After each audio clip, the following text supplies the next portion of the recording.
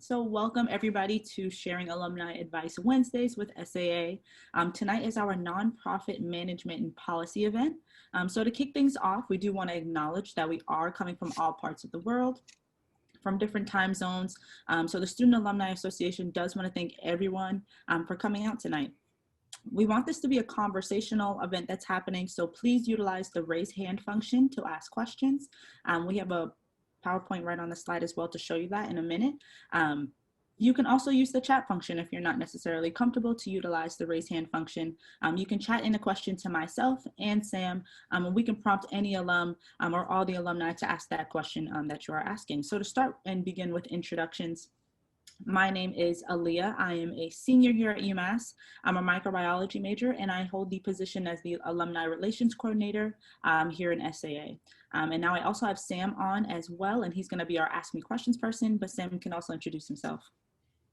Hi, everyone. My name is Sam Worrell, and I'm a junior EE student here at UMass. Once again, just want to remind you, feel free to send me questions in chat. I can either prompt the panelists and have you ask it, or if you don't feel comfortable asking it, feel free to send it to me, and then I can ask it of them. And then next, we want to have the panelists introduce themselves. Panelists, when you do, try to include your major, your current job, and a brief description kind of what you do day to day at your job. Whoever wants to go first, feel free to chime in. I guess I'll go first since I see my name at the top. So hi, everyone. Excited to be here with all of you. I'm Dr. Lena Green, and I graduated from UMass in 1998. I was a psych major and quite enjoyed my time there during my 4 years at UMass. I currently work as the executive director of the Hope Center Harlem, which is a community-based mental health facility or mental health center that is connected to a faith-based organization named First Corinthian Baptist Church. Prior to that, I spent nearly 20 years in city government, working as a mental health clinician. So I'm a clinical social worker and a licensed psychotherapist, and I've been doing that really since I left UMass. And right now, my current job role, I've been in my role at the Hope Center for a month. And prior to that, I was the assistant director for a substance use program overseeing city programs across the 5 boroughs of New York City.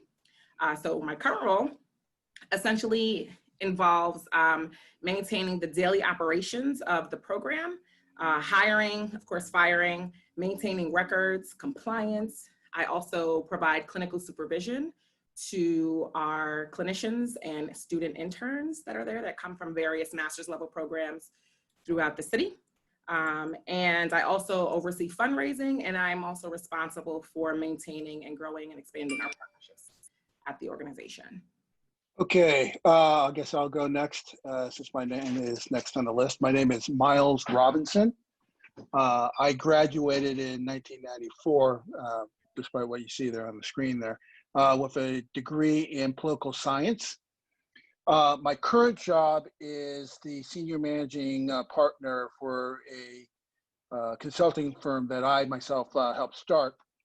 We do consulting with a number of different organizations, including a number of nonprofits and governmental entities. But just prior to that, I was the vice president for ESC, Empower Success Corps, which is also a consulting organization that focused exclusively on nonprofit organizations, giving them what we call capacity building support. That dealt with anything from helping them with a strategic plan to doing financial or process assessments, fundraising, and whatnot. And on a daily basis now, my current job and my former job, I do much the same thing, which is I work with my nonprofit or governmental entity clients to really help them out, try to improve their internal processes, become more efficient, to deal with their IT needs. In terms of a lot of our clients were using Salesforce, so we'd go in there and we'd help them reconfigure Salesforce so it would be more effective for them, and just help them with a whole series of planning and operational needs as well. So that's me. All right, I think my name was next, so I'll go. My name is Mike Rodericks. I want to first thank whoever put class of 1994 after my name, because that's not true. It was actually 1981, but thank you very much. I graduated from the Eisenberg School in 1981 with a degree in accounting. And my current position is president and CEO of New England Village, which is in Pembroke, and we provide a wide range of services to individuals with intellectual and developmental disabilities. Whenever I'm asked to describe what I do on a daily basis, I kind of fall back to something that happened to me when I first became a CEO of a nonprofit over 20 years ago. And this nonprofit also served people with disabilities. And I was kind of walking through this kind of big work area. And one of the individuals who I'd met a couple of times, she said, "Who are you and what's your job again?" And so I gave her my name, and I didn't think the title CEO was going to mean anything. So I said, my job is to walk around and make sure everything's okay.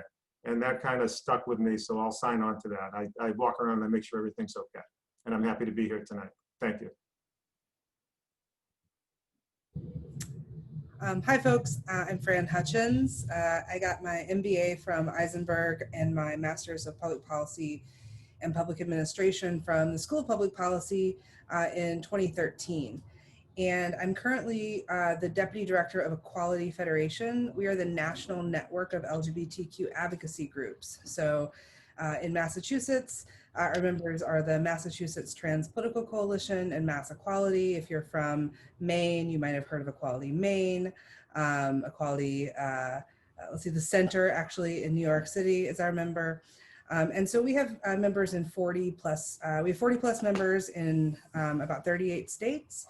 And our members work really closely in their state legislatures to pass bills to benefit LGBTQ people as far as extending rights and protections. And also, sadly, they work really hard to defeat anti-LGBTQ bills. So last year we had over 200 anti-LGBTQ bills, including 66 bills specifically targeting trans youth in the state legislatures across the country. So you hear a lot about the federal level work. You hear a lot about marriage equality or the Equality Act at the federal level, but our theory of change and where we focus our work is in the states, in the state legislatures, basically creating equality in all the various communities that we call home. And so my job as deputy director is that I manage our team. And what my day looks like is it's a lot of meetings. I supervise all of the directors at the organization who are in turn supervising their staff and working directly with our member organizations. I do all of our organizational planning and development. So you heard earlier, Miles mentioned strategic planning, things like that. So I monitor our strategic plan. I work with our organization to make sure we're meeting our goals for all of our grants and deliverables.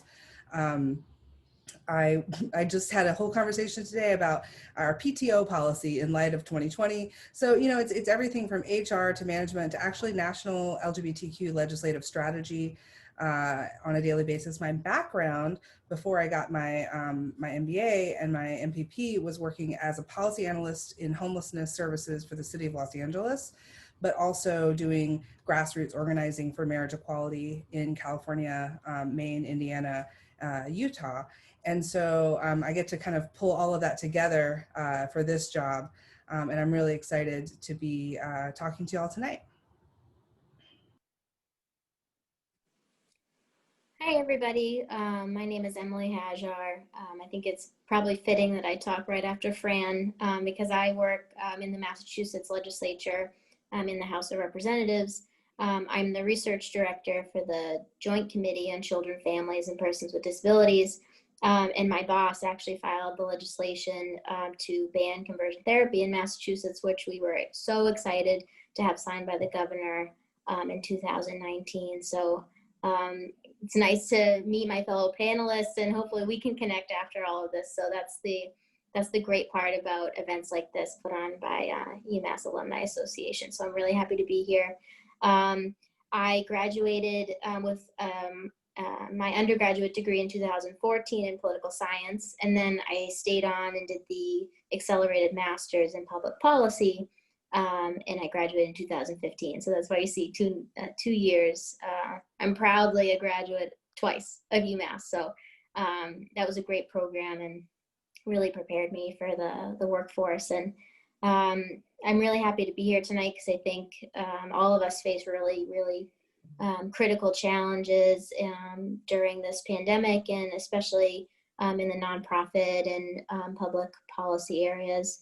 Currently, right now, I guess in general, my job is to oversee all the legislation that comes to our committee that has to do with children, families, and persons with disabilities. So that has to do with the juvenile justice system, the child welfare system like foster care, services for people with disabilities, as well as the Commission for the Blind and the Commission for the Deaf and Hard of Hearing, as also the Department for Transitional Assistance. So we cover a lot.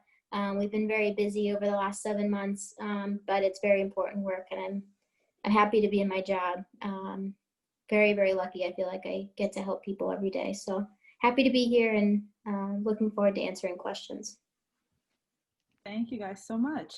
And just to go back to the slide before, I believe this one, I do want to go over how to use the raise hand function. So if you're looking at your Zoom screen right now, there should be on the bottom, like toolbar of your Zoom should be a little icon called participants. You click on participants, and then there should be a select like a raise hand function. If you select that function, there'll be a little raise hand icon on your screen, which will then prompt me to call on you to ask your questions to openly to the alumni. Sorry guys, that was a lot to get out. But basically, it just allows me to figure out which person has questions if you do want to ask your questions out loud to the a panelist. So that is how you're going to do the raise hand function, or again, you can use the chat to ask myself or Sam any personalized questions to any of these alumni, or to all of them. So now to begin, let's start with our questions. So that was a great segue that Emily had given us into kind of the circumstances that we're going through right now with the COVID-19 pandemic, which leads me into my first question for our alumni, which is, how has the COVID-19 pandemic affected your job experience personally? I'll open that up to the floor, but I guess I'll prompt Mike if you can answer that question for us first. Sure, I'd be glad to. It's like I think almost everyone else on this Zoom, it's affected my experience profoundly. Our organization's mission is to empower people with developmental disabilities, and in late February, early March, as I told the rest of the organization, our mission changed, and our mission became keeping people alive. One of the services that we offer is residential. We have 17 group residences on an 80-acre campus, and that's our main line of service. And many of those individuals are medically fragile, and so we basically had to do everything we could to make sure that they stay healthy and safe. And although that was difficult, it was also simple in a way, because every decision that we made had to pass through one initial filter. Does this help all of our folks, our staff, our frontline staff, who are some of the everyday heroes that you hear about every day, and the individuals that we serve? Does this help them become safer and healthier or not? If it didn't pass through that filter, it didn't go anywhere. So from a professional standpoint, holding an organization together and making sure that frontline workers, who are typically in many organizations underpaid and underappreciated, in fact, they should be, and they were, and they are at the top of the pyramid for us, making sure that we're all pulling on one rope, keeping people safe, and that continues to this day. From a personal standpoint, also, thankfully, I get to get up, leave the house, and go to work every day. And everyone in my family is thankful for that. I have 3 adult children living with us. Well, actually, my daughter, who's 21, is back in Amherst. She's a senior at UMass Amherst, pre-med. My younger son, who's 19, is a sophomore, undecided, UMass Amherst. And my older son, 23, who lives at home and works for an artificial intelligence company, is also a UMass graduate. So they're all thankful, and I'm thankful that I get to walk out the door every day. So. Awesome, thank you so much. And how about for yourself, Miles? Yeah, I would say it had a very big impact. Basically up to June of this year, I was the vice president for ESC. the consulting program, and for the organization altogether. And our nonprofit got hit pretty hard in terms of its ability to perform its mission. To give you a little bit of sense, the model that ESC uses is that we, as I said, consult exclusively to nonprofits, but our workforce is made up of all volunteers. Basically, we have individuals who typically are in the retired or semi-retired segment of their lives, who have had full careers and who are no longer, again, working full time, and they still want to give back to the community. So they come to us, ESC, as an organization, and they look for avenues to give back, doing strategic planning or assessments, anything that basically was aligned with their expertise when they were working. So when we got hit with the COVID, not only was the nonprofit community hit in terms of the revenue that they may be able to generate for donations or other services that needed to be severely ramped down because of the impact of COVID and making sure that everyone stayed safe. Our cadre of volunteer consultants are right in the zero zone in terms of who gets affected most by this virus. So even though we had a number of projects going on, a lot of them basically had to stop or slow down.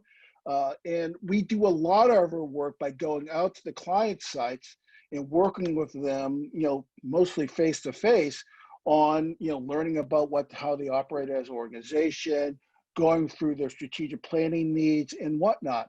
And that no longer could be done. So we couldn't get new projects to start off. So we went from doing something like 50 projects, having 50 or so projects going on at one particular time, down to like a handful, 5. And those were going very slow. So, we had to take a really hard look at our operational budget. Because even though the volunteers don't get paid, we basically, when we actually put together these projects, we do have a small nominal fee that helps our operations. So we really do rely on the revenue that these projects are generating for us, though it's not a lot of money.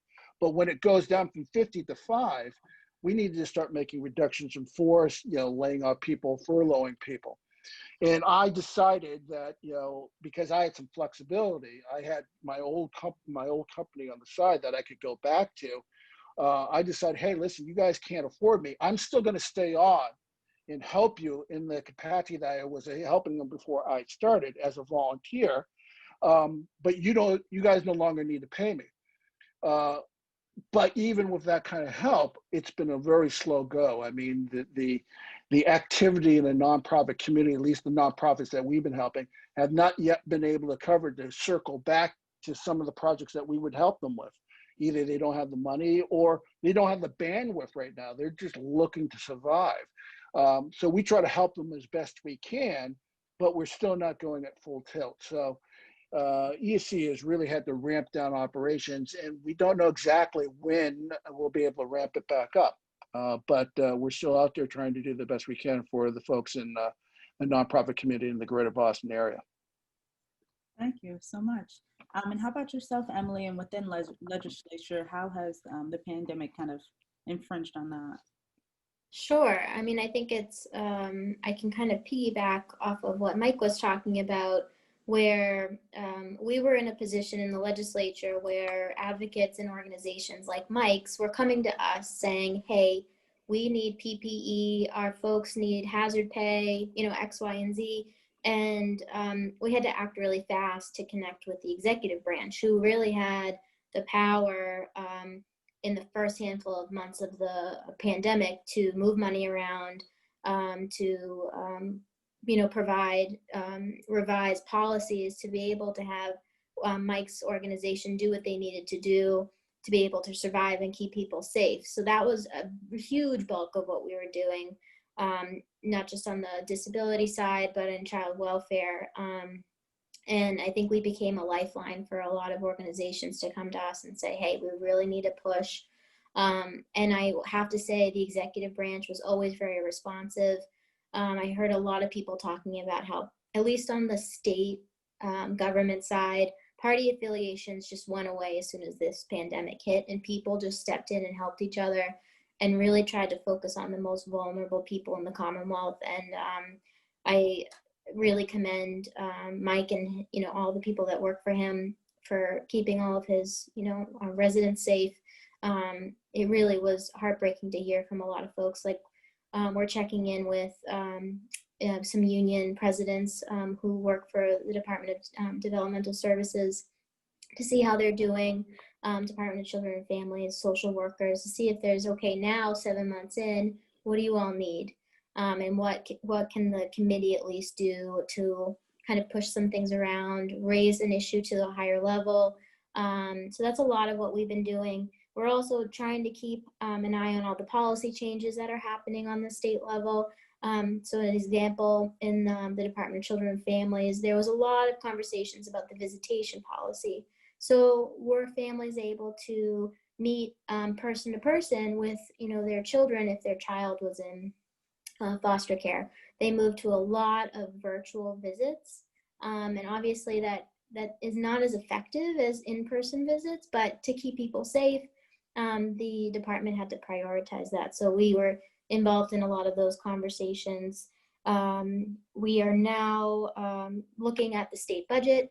There was a big economic roundtable today talking about revenue coming into the Commonwealth and what that means, so we can fund the government through the rest of the fiscal year.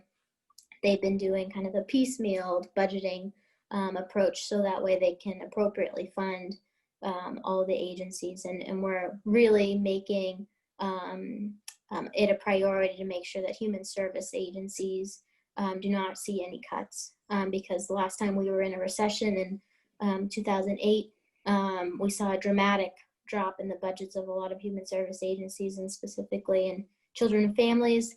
A lot of children did die. So we want to make sure that that does not happen again, and we do see commitment across the board for that, which we are very happy about. On a technical level, I mean, state government is not built for virtual work, so a lot of us have had to be very creative with how we do things. And our committee had a really important bill in front of us with a supplemental funding for families who are extremely low income. So we pulled together a lot of Zoom accounts, and we held the first virtual bill hearing in the legislature, which was really exciting. And we did have a Zoom bomber, but we got them off very quickly. But it's things like that. You just have to be ready for anything. And there's, we're watching obviously the federal government and the election, and it just never seems to stop. So we're just rolling with that. And I never really thought my job would turn into what it has, but I think it's all given a lot of my colleagues and I think we've grown a lot, we've learned a lot, and hopefully we've become better public servants. So thanks. Thank you. And Fran, any differences in your line of work as well? I mean, I'll say, from an advocacy side, so we're the folks who are coming and talking to the committees that Emily is talking about. So we had to figure out a way for activists to still take action online. So how can you remain engaged? How can you go and testify and tell your story at those hearings that have become virtual? How can you still have access to government and continue to make your case for the bills that you're supporting or opposing? So that's been a challenge. I'll also say that I mentioned that we had a lot of bad bills. Like there were sort of some bills that, if I were getting into my policy analysis brain, I would say were triggered by animus, and we're really trying to divide our communities and harm trans folks. And it, kind of like Emily said, the parties just went away. In this case, it was shocking how important those bills were right before the pandemic, and then all of a sudden it wasn't so important to discriminate against trans kids. It became more important to take care of our families and our first responders and our medical staff. And so we actually saw all but one of those bills fail this year. And I mean, I would say also we're working really hard to make sure they fail, but in some cases, I think they failed because, or they went away because they just were never able to be taken up by committees because people were taking on more important things, which really gives you pause when you think about, why was this legislation filed in the first place? How important was it? If it was so easily forgotten. So that was an effect, I think, on the overall LGBTQ advocacy movement. And then finally, I'll say, for those of you who are thinking about careers in nonprofits or in government, I don't actually know the statistics for government, but for nonprofits, nonprofits actually employ around 15% of the workforce. And so it's really possible that no matter what even if you don't want to do advocacy or human services, you might end up working at a nonprofit no matter what you're going to do. And I think that about half of those then again are small to medium-sized nonprofits. So like hospitals and like UMass is a nonprofit, right? So that's a big employer. But a lot of them are small to medium-sized nonprofits like mine and like my members. And the thing that we had to do, harkening back to what Miles was talking about, was our job is to build the capacity and support these organizations. And often that's around policy and messaging and things like that. But we also do organizational development and planning. And so when this hit, we had 38 small businesses turning to us, because that's what a nonprofit is really, it's a small business, turning to us and saying, how do I take my entire business online? How do I do supervision with my staff? How do I apply for the PPP loan from the CARES Act?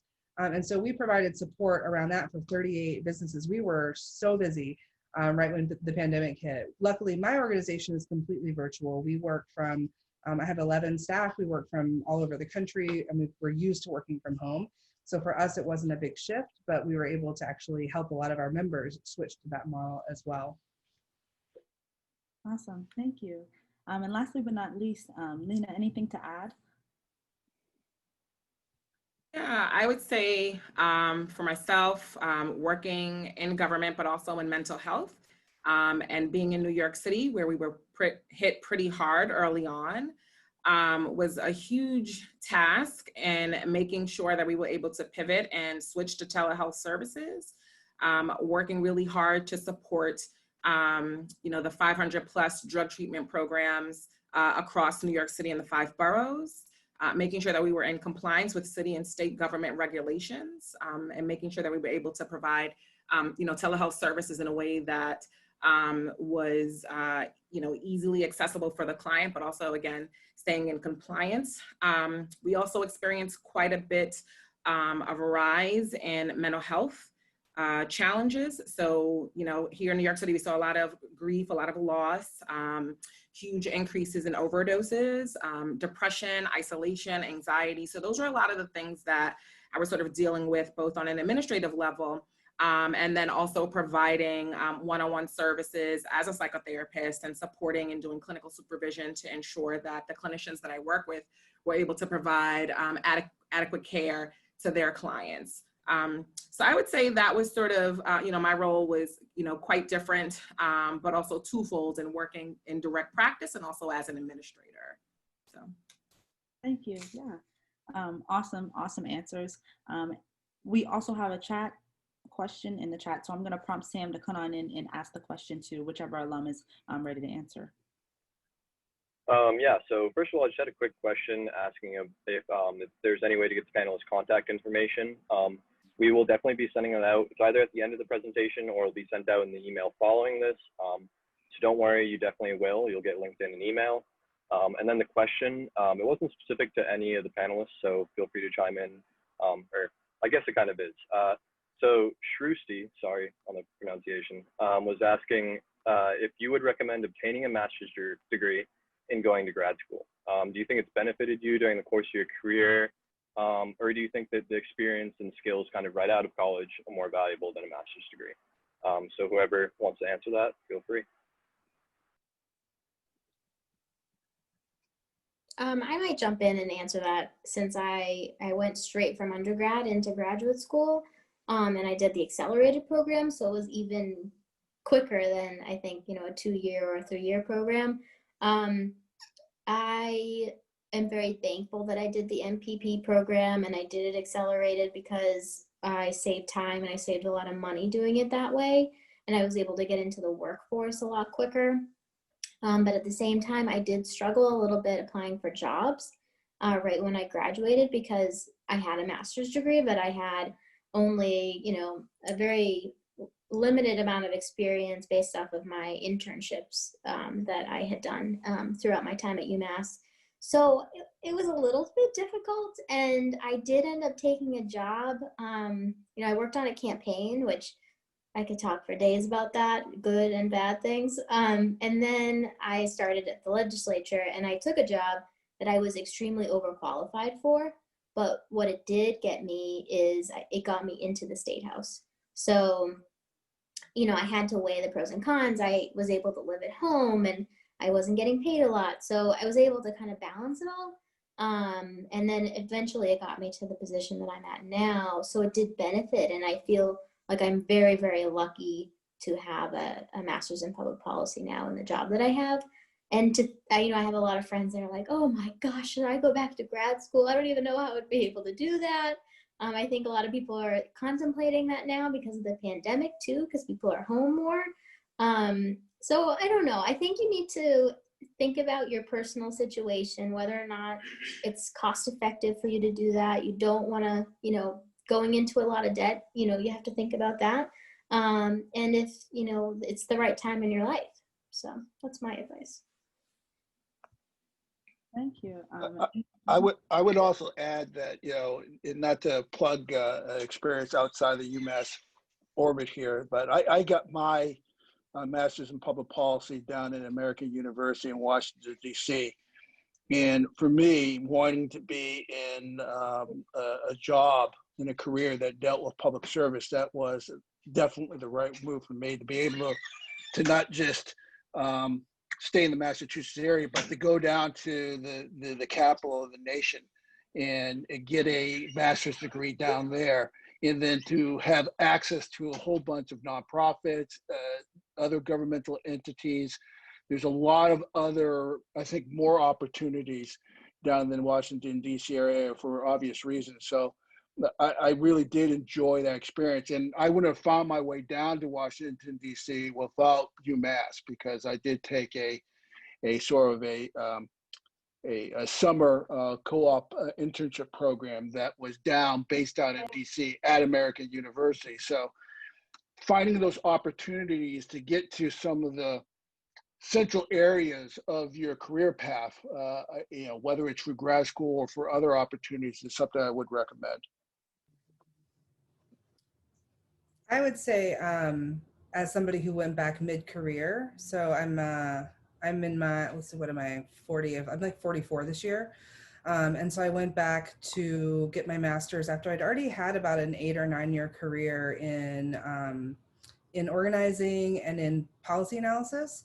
But I was at a point where I was kind of hitting the ceiling as far as how far I could go without a master's degree, especially in something like government. So I was working in government at the time, and that determines a lot, like your pay grade and things like that. So, I mean, I think that if you're thinking about working in government, I think it's worth it eventually. I will say, I agree with Emily. If you go straight through and you don't get a ton of work experience, it does make it's harder for your employers to see how you fit into, whether you should kind of come in like where somebody who's like has had more work experience and has a master's. I actually hired somebody out of Emily's program who graduated a year before her for sort of an admin level role, but it was still, again, like something they were kind of overqualified for, but I couldn't really justify bringing them in. They worked for me for a couple of years, went off and got a bunch more experience, and I just rehired them as my director of communications. And so, I would say that work experience actually does have a certain level of currency, but I think that a master's degree at the right time in your career can be really helpful.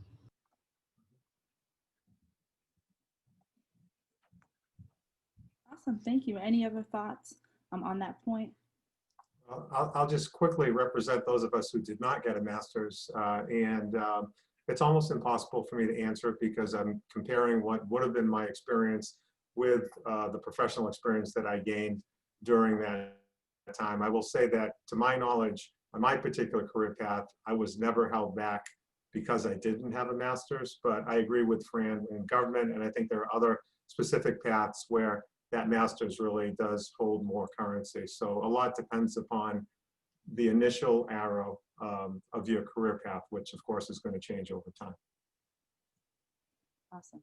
Thank you. And I think Sam has another question in the chat for you guys. Yes, I do. So this one comes from Carly, and it's a bit more specific.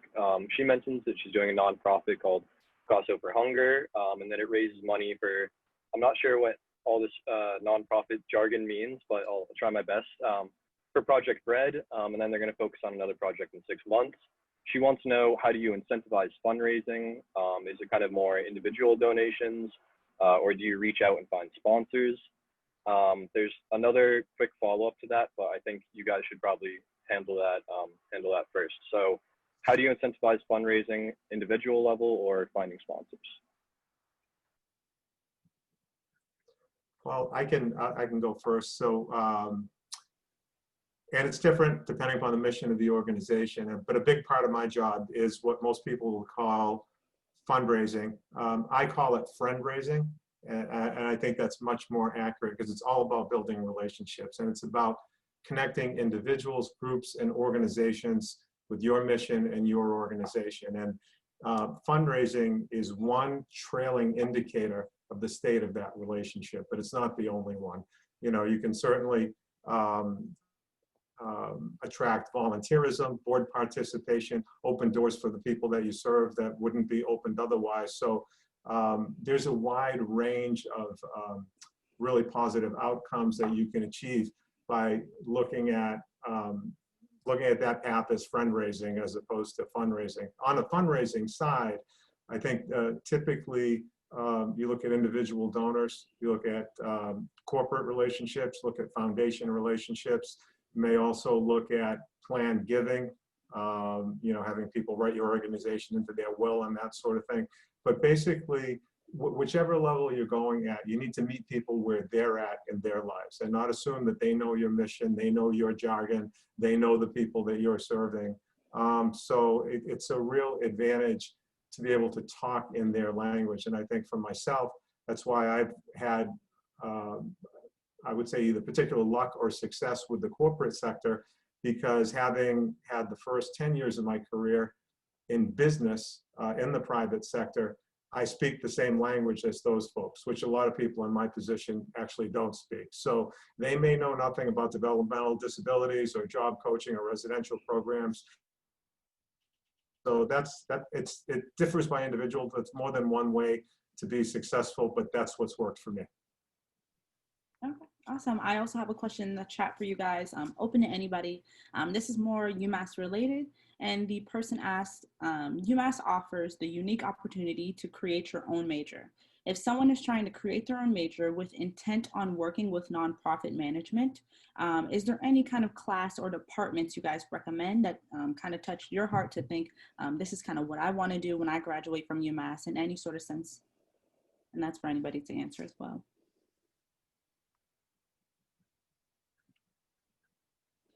Well, so the answer, the question is about creating your own major. You know, if I could go back in sort of time and sort of look at what I ended up doing in terms of political science versus, you know, what I was actually taught, some of the things that I would probably add to the regimen is more more math, more program evaluation. I started to get into that a little bit more when I was in my graduate studies, when you learned about standard deviation and being able to do program evaluation with data. But I think more emphasis on that in the undergrad would have served me well. Because, you know, you get into it, you start having conversations about systems of government and, you know, debating policy, which is valuable too. But one of the things that, you know, will help nonprofits and, you know, in terms of fundraising, being more effective in their mission, is being able to learn about collecting data, learn about, you know, trying to see how effective you are in meeting the needs of your constituencies and being able to collect and show that data to your fundraiser. The previous question was about, you know, how do you raise funds? One of the ways is by showing the results. You can go and actually prove that, hey, through my program, I'm helping X number of people do Y. And if you can kind of map that out, it doesn't work for everyone, but it can be a very powerful tool in saying, hey, give me some more of your money because we are more effective. So, you know, I know sometimes, I know in my case, you know, trying to get into more math was something I was actively trying to get rid of, you know, when I was going to undergrad. But, you know, don't shy away from those disciplines because I think they can be very helpful to you when you're looking at program evaluation and collecting data and analyzing this to see how effective you are in meeting the missions of the organizations you are either part of or trying to help. I'll just piggyback onto Miles's comments, which I agree with 100%. You know, when I hear that question, I think, what did I do that was helpful to me, and what could I have done that would have been helpful? So for me, it was really helpful to have that business background. I don't know how you can be the CEO of any organization, let alone a nonprofit, without being able to read a balance sheet, without being able to approach mergers and acquisitions opportunities intelligently. So having that business background helped me, and it also kind of made me stand out in a different way from a lot of my peers. What could I have done more of? I had aspirations for a minor in psychology and didn't quite get there, but anything that helps you understand and get along and figure out, you know, how you can be successful with people is important, because I think, you know, more than most large fields, nonprofit, it's really, they're mostly people businesses, and you could be the smartest person in the room. No one wants to talk with you unless they want to talk with you. So to be a good listener, to be a just a person that people want to be around is really important. And if you can go a level above, understand what motivates people, and how you can kind of help them, you know, figure out that they want to pull on your rope, all the better. So those are kind of two sides of the coin for me.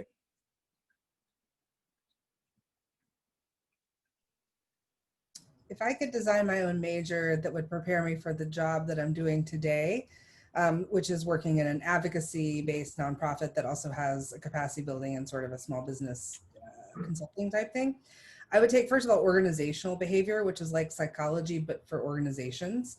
You can find that course in the business school. I would take policy analysis, which I actually teach that class at this, I teach at the School of Social Work at Smith College.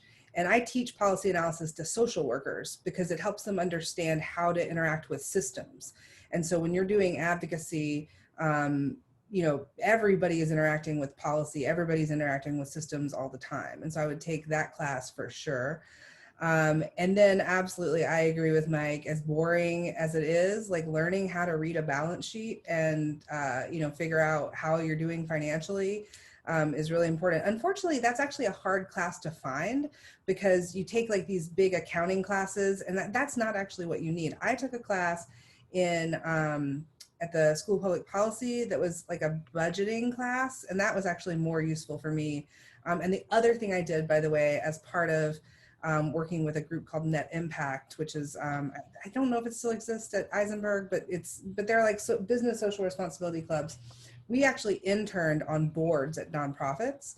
And that's actually where I really learned to read a balance sheet, was serving on the board at the Survival Center in Amherst, was like looking at their balance sheets and learning that. So I would say it's both, when you're designing that major, it's both those classes and figuring out what are those internship experiences that can help you get the experience that you get in the day-to-day. I would just briefly add, I agree with what the other panelists have shared thus far, but I would also add something that also focuses on leadership development. I think that's an important skill to have and learn and help you in on your trajectory in your career path. Thank you guys so much for that answer as well. We have another question from the chat, but we're actually going to have this person come on and ask you that question right from the source.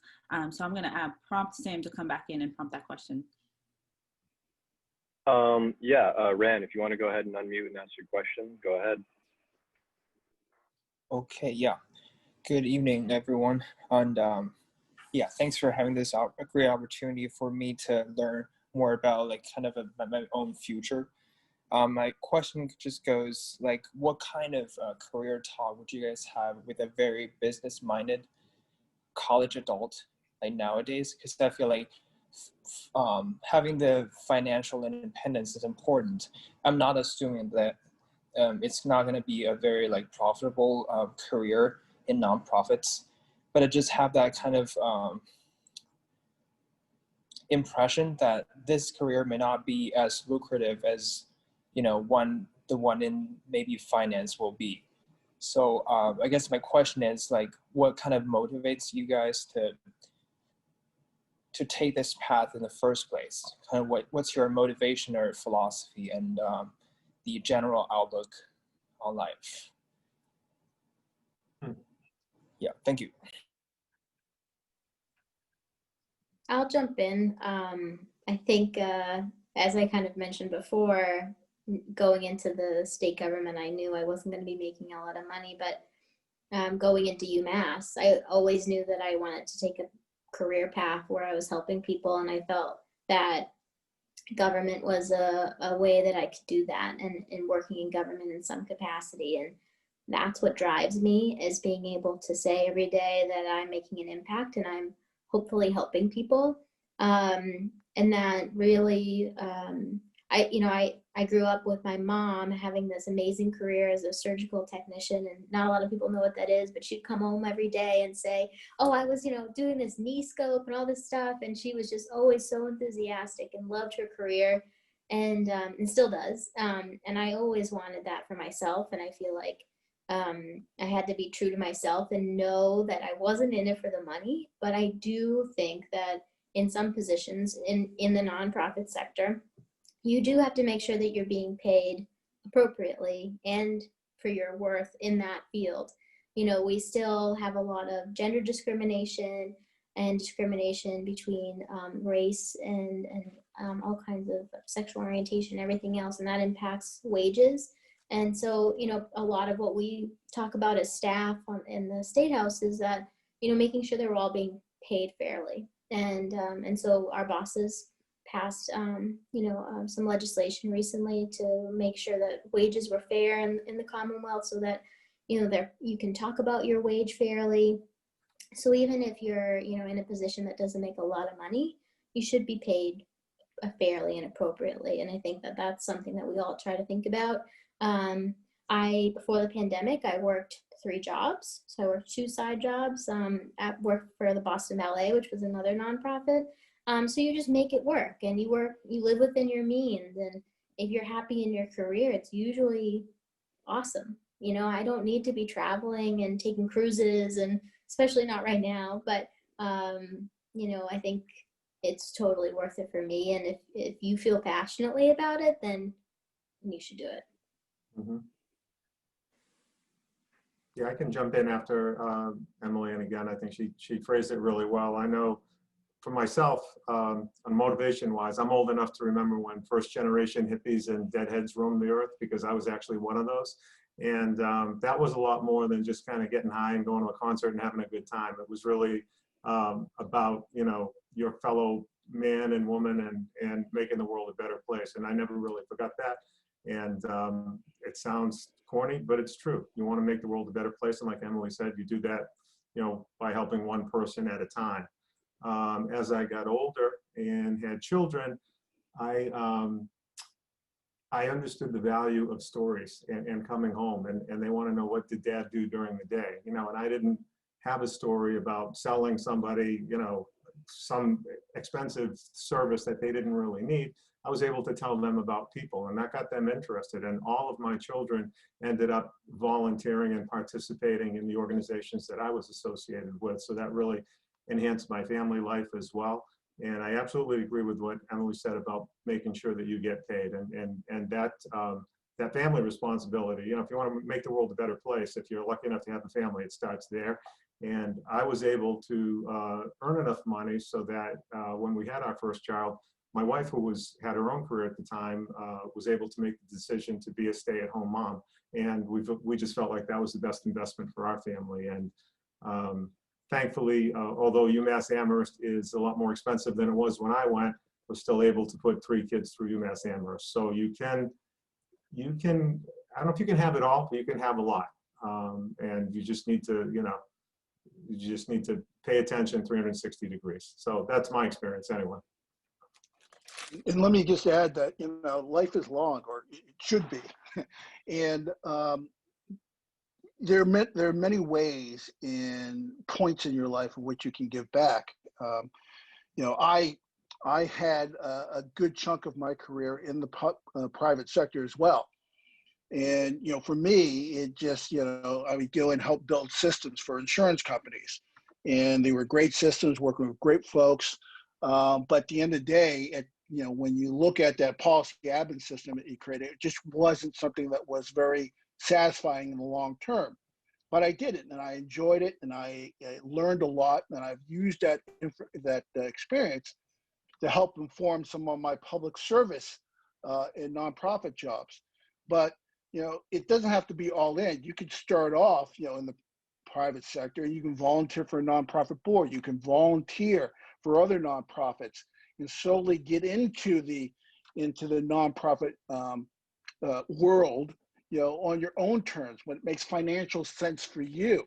So, as I said, the ESC organization that I was part of started, we use volunteers, either folks who've had their careers in the private sector and they want to give back, using that opportunity to come back and use all the experience that they've collected throughout their whole career, largely in the private sector, to give back then. So there's many different points in life that you can use, that you can decide to give back. And you do have to make a decision for yourself, for your family, about when and how that best, the timing would be best for you. But you don't have to jump in and start off the career path and say, hey, it's got to be nonprofit or government all the way throughout. That you can come back and forth, and I'm proof of that. And I'll say you don't have, I don't think you're gonna make what you would make in a finance job mid-career. But and I think, Emily was referring to this, like there've been a lot of pushes on nonprofits, especially progressive nonprofits, to pay staff well and like at what they're worth. My organization has a policy that we don't pay anyone under a living wage, and currently we don't pay anybody under $50,000 a year. And that includes our, staff who are just starting out. So, and we also are, we're in the middle of like figuring out how to do unlimited PTO. We're on the cutting edge when it comes to benefits. And so I don't think that there's like, I don't think you have to equate working for a nonprofit with, not making enough money to support yourself or not having a good quality of life. And like I mentioned, nonprofits are about 15% of the workforce. And, that's, at larger nonprofits, executive level jobs pay 6 figures and more. So, or not more, but, 6 figures, mid 6 figures. So if that's the route you want to go. Awesome, thank you. I think we have one last question from Sam, and this is prompt to anybody as well. If we could just keep answers to a couple of words in the meantime. So go ahead, Sam, you can prompt them the question. Yes. So this one comes from Nia, trying my best. She was wondering, just kind of a general one, what are some of the biggest challenges within your work in public policy that you have faced or are still facing to this day?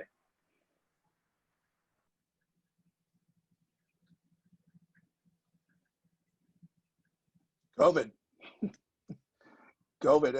I would say, for me and the organization ESC, that has been the thing that came out of left field.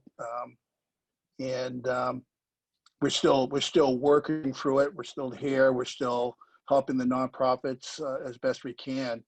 But I've never faced any kind of challenge that sort of equaled that.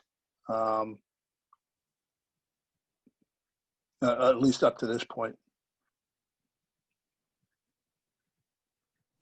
And I would just kind of piggyback off of what Miles has said, that COVID has definitely shaken up, I think, everybody's life and career. And I've been on a couple virtual panels since COVID, which has been nice to connect with students. And I've said this a handful of times, and I think, Lena has kind of talked a lot about the mental health strains that everybody's facing. And I think especially working in the nonprofit or human service sector, it's so important to take a step back and, help yourself and focus on yourself a little bit. That way you can help others. So the analogy that I've been using is the oxygen mask in an airplane. You put the oxygen mask on first for yourself. That way you can help others. And, making sure you go to virtual therapy if that's what's helpful for you. You go for walks. You eat well. You try to exercise. Even though I don't really exercise, but it's like those things. It's trying to refocus on yourself a little bit. That way you can continue on and do the really, really hard work that's kind of demanded of you right now. I would also add, just helping people maintain continuity of care, get access to quality services, be proactive, and also, to Emily's point, to also stay encouraged and take good care of yourself and give yourself some grace in your ability to do that. And very briefly, just on a little different tack, for our organization, which is in human services in Massachusetts, value-based reimbursement and managed care, which has impacted healthcare significantly, is rapidly heading to impact our sector, if you see what's going on across the country. So staying ahead of that curve, we're in the midst of strategic planning now, educating by board, educating staff on the types of investments we need to be making in the next 5 years, and the types of strategic affiliations we need to be considering with other organizations is the current challenge that takes up a big part of my plate. Awesome. Thank you guys so much. This concludes our event. Again, thank you guys to the panelists. Thank you to all the attendees for joining us. We do have more events like this one. Next week, October 14th, is our Sports, Entertainment, and Media event. October 28th is Strategic Information in Defense. And lastly, November 4th, which is healthcare as well. And once we pull up the slides again, we're going to show you guys a way that you can stay connected to these alumni and more alumni like these, because we want to keep the conversation going, and we want to keep things going with you guys as well. As we always say, you are, you were, UMass. So thank you for that. So as you guys can see right on the slides as well is all of our links. So this is on Handshake, and these events are on, Handshake and LinkedIn. Connect UMass, like I said, is an amazing platform with alumni like these and more alumni that may have comparison with yourself with career choices, what they majored in at UMass, just the type of career that they are looking for. And then again, it just keeps the conversation going on what to do post-grad and once you become at this high elite alumni status that we all will reach one day as well. So that is a little bit about that as well. And then more of our events that I have mentioned. But again, thank you guys all for joining us tonight.